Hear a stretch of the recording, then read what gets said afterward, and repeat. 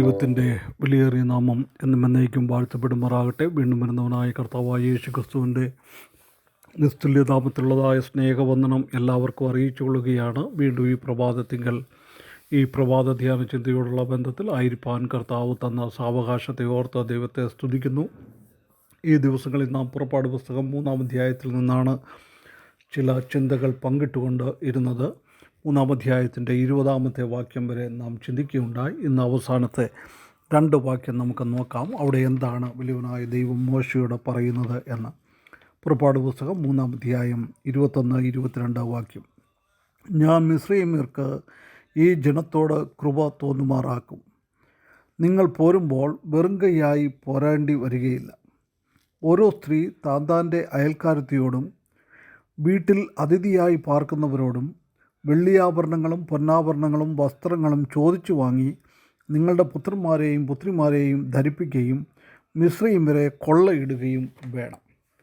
ഇവിടെ നാം ഒന്ന് ആദ്യമേ വായിക്കുമ്പോൾ വിചാരിക്കും, ദൈവം എന്താണ് ഈ ഇസ്രായേൽ മക്കളോട് പറയുന്നത്? അവർ തെറ്റായ ഒരു കാര്യത്തിന് വേണ്ടിയാണോ അവരെ ഈ രീതിയിൽ കൊണ്ടുവന്നത് എന്ന് നമുക്ക് ചിന്തിച്ചു പോകുവാനായിട്ട് സാധ്യതയുണ്ട്. എന്നാൽ ദൈവത്തിൻ്റെ വചനത്തിൻ്റെ നിയമമാണ്, ഒരു വ്യക്തി അടിമ വീട്ടിൽ ജോലി ചെയ്യുമ്പോൾ അവന് ന്യായമായിട്ടുള്ളതായ കൂലി കിട്ടേണ്ടത് ആവശ്യമാണ്. അവന് വെറും കൈയായി പോകരുത്. നാം ആവർത്തന പുസ്തകം 15-ാം അധ്യായത്തിൻ്റെ 12 മുതൽ 14 വരെയുള്ള വാക്യങ്ങൾ നാം വായിക്കുമ്പോൾ പറയുന്നത്, നിൻ്റെ സഹോദരനായ ഒരു എബ്രായ പുരുഷന് എബ്രായ സ്ത്രീയോ നിനക്ക് തന്നെത്താൻ വിറ്റിട്ട് 6 സംവത്സരം നിന്നെ സേവിച്ചാൽ 7-ാം സംവത്സരത്തിൽ നീ അവനെ സ്വതന്ത്രനായി വിട്ടയക്കണം. അവനെ സ്വതന്ത്രനായി വിട്ടയക്കുമ്പോൾ അവരെ വെറും കൈയായി അയക്കരുത്. അവരെ വെറും കൈയായിട്ട് അയക്കരുത്. ഇതാണ് വലിയവനായ ദൈവം പറയുന്നത്. നിൻ്റെ ആട്ടിൻകൂട്ടത്തിൽ നിന്നും കളത്തിൽ നിന്നും മുന്തിരിച്ചക്കിൽ നിന്നും അവന് ഔദാര്യമായി ദാനം ചെയ്യണം.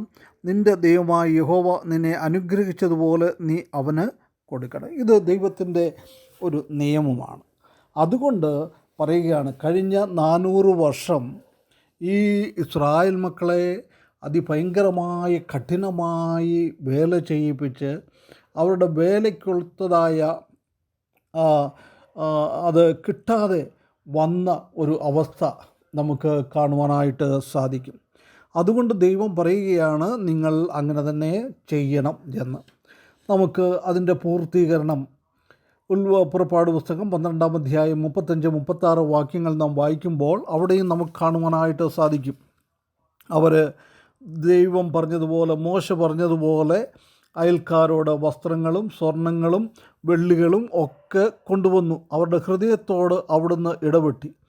ജനത്തോട് കൃപ തോന്നും. അതേ ഈ പറഞ്ഞ കാര്യങ്ങൾ അവർ ഇറങ്ങിത്തിരിച്ച സമയത്തും ദൈവം പൂർത്തീകരിക്കുന്നത് നമുക്ക് കാണുവാനായിട്ട് സാധിക്കും. നമ്മുടെ വലിയവനായ ദൈവം ന്യായാധിപനാണ്. അവൻ ന്യായമുള്ളവനാണ്. അപ്പോൾ ദൈവം എല്ലാ കാര്യത്തിലും ന്യായമായ കാര്യങ്ങൾ മാത്രമേ നടത്തുകയുള്ളൂ. ഓരോരുത്തന് ലഭിക്കുന്ന കാര്യങ്ങൾ അവനവന് ലഭിക്കണം. അല്ലെന്നുണ്ടെങ്കിൽ ദൈവം അതിൻ്റെ മധ്യത്തിൽ ഇടപെടും എന്നുള്ളതിന് നമുക്ക് യാതൊരു സംശയവും വേണ്ട. ഇവിടെ നാം കാണുകയാണ്, ദൈവം പറഞ്ഞ അതേ കാര്യങ്ങൾ ദൈവം അത് നടത്തി.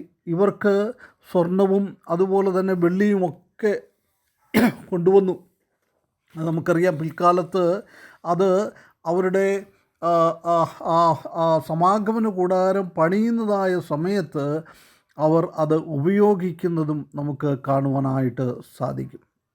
അപ്പോൾ ദൈവം അവരോട് പറഞ്ഞതാണ്, അത് ഒരിക്കലും അവരെ മോഷ്ടിക്കുകയോ അവരെ ഒന്നുമല്ല ചെയ്യുന്നത്. ആ രീതിയിൽ അവർക്ക് കിട്ടേണ്ടതായ ഫലം അവർക്ക് ലഭിച്ചിട്ടില്ല. അതുകൊണ്ട് കർത്താവ് പറയുകയാണ്, ഈ സമയത്ത് നീ അത് ചെയ്തു കൊള്ളുക എന്ന്. പ്രിയ വിശ്വാസികളെ, ഇന്ന് നമുക്കും എതിരായിട്ട് അനേകർ ലോകത്തിൽ അനീതി ചെയ്യുന്നവരുണ്ട്. നമുക്ക് ലഭിക്കാതെ വരുന്ന അനുഭവങ്ങൾ നമുക്ക് ഉണ്ട്.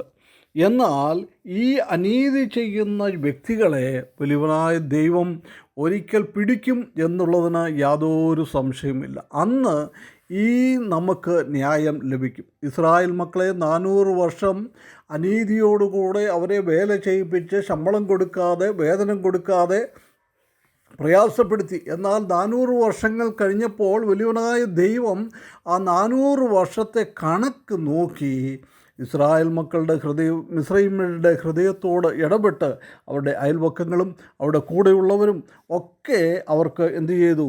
ഈ വസ്തു കൊടുക്കുന്നത് കാണുവാനായിട്ട് സാധിക്കും. അവർ ദൈവസന്നിധിയിൽ അവരെ കൊള്ളയിട്ടുകൊണ്ട് പോകുന്നത് നമുക്ക് കാണുവാനായിട്ട് സാധിക്കും. നമുക്ക് ഇതോടുള്ള ബന്ധത്തിൽ 2 വാക്യങ്ങളോട് വായിക്കാം. എസെക്കിയേലിൻ്റെ പുസ്തകം 39-ാം അധ്യായം അതിൻ്റെ 10-ാമത്തെ വാക്യം. എസെക്കിയേൽ 39-ൻ്റെ 10-ാമത്തെ വാക്യത്തിൽ അവസാന ഭാഗത്ത് കാണുന്നത്,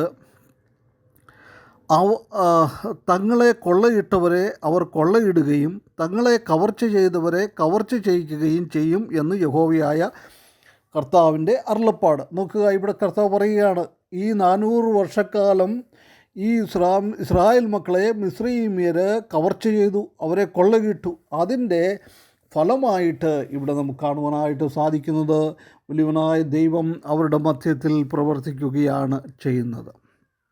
അതുപോലെ തന്നെ ഹബക്കൂക്ക് 2:8 നമുക്ക് കാണുവാനായിട്ട് സാധിക്കുന്നത്, നീ പല ജാതികളോടും കവർച്ച ചെയ്തുകൊണ്ട് ജാതികളിൽ ശേഷിപ്പുള്ളവരൊക്കെയും മനുഷ്യരുടെ രക്തനിമിത്തവും നീ ദേശത്തോടും നഗരത്തോടും അതിൻ്റെ സകല നിവാസികളോടും ചെയ്ത സാഹസ നിമിത്തവും നിന്നോട് കവർച്ച ചെയ്യും. കണ്ടോ, ഇത് ദൈവത്തിൻ്റെ ഒരു പ്ലാനാണ്, ദൈവത്തിൻ്റെ ഒരു പദ്ധതിയാണ്. ദൈവം ഒരിക്കലും അനീതിയുള്ളവനല്ല, ദൈവം നീതിയോടുകൂടെ പ്രവർത്തിക്കുന്നവൻ. അതുകൊണ്ട് പ്രിയ വിശ്വാസികളെ, നമുക്ക് ഭാരപ്പെടേണ്ട.